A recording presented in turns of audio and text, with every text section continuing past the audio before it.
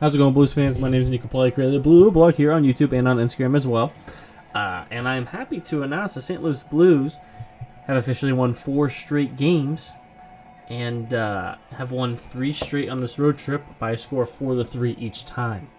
If you want my full opinion, they got outplayed each of those 3 road games. And they still somehow came out with a victory on this one. So, you know what? I have no complaints. But let's talk about the 4-3 victory in Seattle tonight, where they overcome a 3-1 deficit. Thank you for turning that down. To start this game, the St. Louis Blues came out hot. Felt like they controlled the puck well. The third line at the start really caught my attention. Thought they were grinding. Kevin Hayes was doing really good to start. And all 4 lines I felt like were kind of rolling. Eventually, the St. Louis Blues would get a power play, and with all this momentum, Braden Shen would storm the outside and find Oscar Sundqvist crashed in the net here. And the St. Louis Blues have a 1-0 lead and go 1-for-1 on the power play for right now. So that is Sundqvist's 6th of the year, assisted by Shen and Krug on that one. And shortly after that, the game took a nosedive. We get a complete flip-flop of momentum, and the Seattle Kraken run with it. At the 10:17 mark, Dumoulin gets a nice shot past Binnington. Benner is kind of screened from Tanev and Parayko in front of the net, battling on this one. So not completely on him. That was his 4th year from Larson and Schwartz. So Schwartz, in his 700th career NHL game, gets an assist tonight against his former team. Congratulations to Jaden Schwartz. Obviously an all-time favorite Blue by many, many, many fans for his hard work and dedication to any team he plays on. And you know, we saw it somewhat tonight because he just grinded, and he's always in front of the net, having all these good scoring chances, and missed a wide open net tonight too later in the game. But congratulations to Schwartz. And after that, the Seattle Kraken really ran with it. Complete puck control. Blues, no shots. Seattle just kept winning every puck battle. They were first every puck. They were just beating us in every aspect. The St. Louis Blues couldn't get anything going. But luckily, Binnington made a flurry of fantastic saves in this first period to keep the score 1-0, or 1-1, excuse me. Then the second period starts back up, and still the Seattle Kraken are starting up right where they left off. They get a power play, and Bjorkstrand scores on this one from Wenberg and McCann.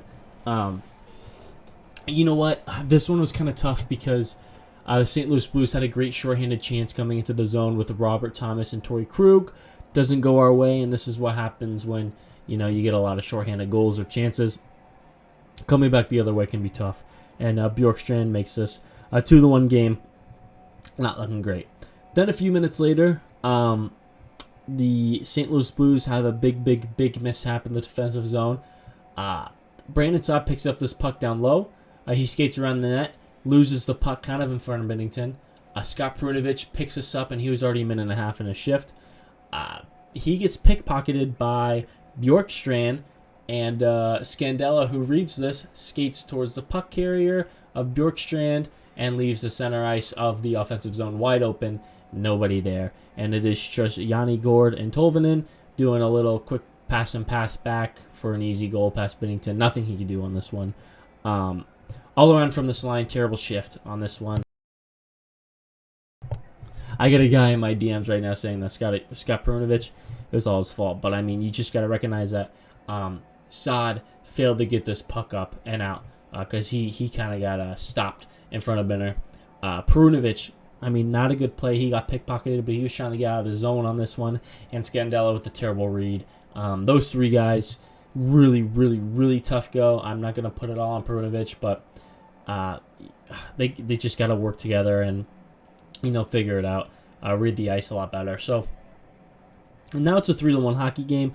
Not looking good for the St. Louis Blues. If they could score 1 in the period, maybe they'll have a chance to win this game or at least earn a point. And eventually, later in the period, about 5 minutes left, the St. Louis Blues would get a power play. And Robert Thomas would have an awesome tip kind of in the slot to record his 17th goal of the year. Again on the power play, which is now 2 for 2 on the game and on the night as well. Assisted from Scott Perunovich and Pavel Buchnevich. So, Perunovich, good job reading guys in front of the power play. He's great as a puck mover on the power play. I wish he could shoot a little bit more, but there's a couple instances tonight where he had a chance to shoot, and it's no bueno. So, he just floats this one to the net, gets a tip, gets it past Joey Decord, and it's a 3-2 hockey game in the second period. Third period, St. Louis Blues come out hot. First line gets out there, puck's behind the net. Kyrou kind of, is hacking at it, gets to Thomas. Buchnevich kind of backs up a little bit, kind of in the high slot. Thomas from behind the net finds Buchnevich, and Buchnevich sends this one far side to make this a tie game at 3-3. After this, I felt like it was a really more competitive hockey game. For sure leaning towards, the Seattle Kraken, just because they had so many chances, and we're winning a lot of the puck battles too and being first to the puck. But I felt like they did really, really, really good, competing. They threw hits. They were working hard. They played with a little bit more speed. They came in. They had some chances of their own. Somewhat of a different hockey team from the St. Louis Blues from the second half of the first and the entire second period. So you could tell they really wanted to win this one after that, because they woke up a little bit and said, gosh, 2 points would be awesome right now. This game eventually would go in overtime after a fun little crazy last few minutes of the third period. And Blues win the faceoff, and they get control. And you know how they are. They're just dragging this puck around, going in and out, not really doing anything. Seriously, not really doing anything. I don't even think the Blues really get a shot. Eventually, the Seattle Kraken would get a chance at it. They would lose the puck, and the Blues would get it again.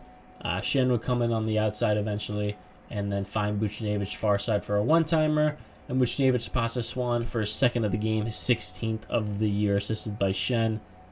And he would do a nice little sweeping celebration, I guess. To be honest, I don't really know what it was, but it was something. So, to recap this road strand of games, the St. Louis Blues win each one of these 4-3, either blowing a lead or coming back from a 3-1 deficit. Against Calgary, they were down 3-1. A little bit better of a hockey game too, but same thing of tonight. A good chunk of it was Calgary. And then once the third period hit, it's late.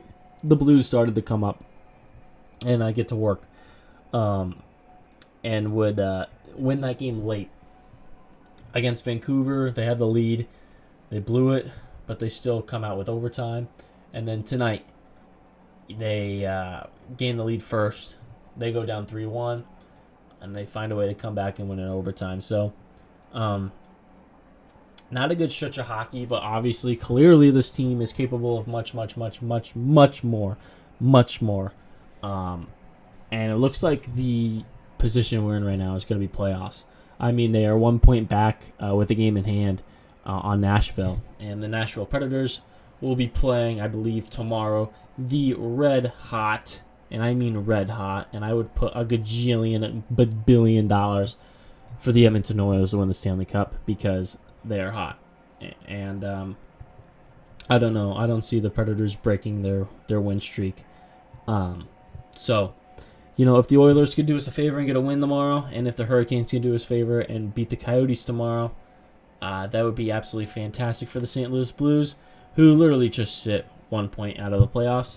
I would also oddly, weirdly love to shout out the Colorado Avalanche for beating the LA Kings 5-2 today, or 5-1, whatever it was. They won in regulation, and the Kings have been really on a cold streak, but they're that first wildcard spot.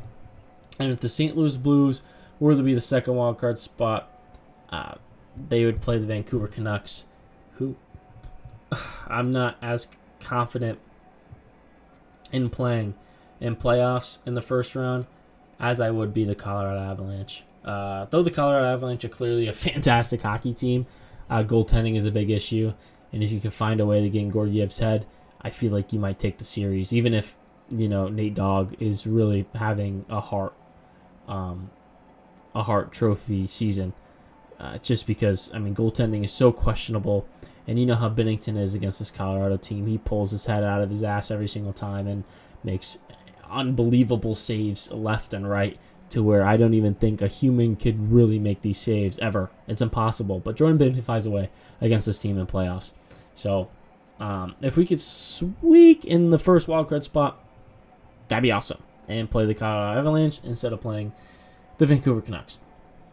Yeah, I guess that's it. That's all for me. I should probably hop in bed. My girlfriend's kind of tired in the bed right now. She's been slumped for about an hour. Go Blues. Yeah, go Blues. I appreciate everybody for tuning in.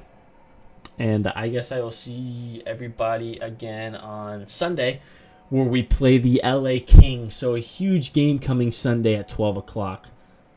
Whew, smokes. That's a tough one. Appreciate everybody for coming in. It's always fun. Goodbye. Good night. Game over. Smell you until Sunday.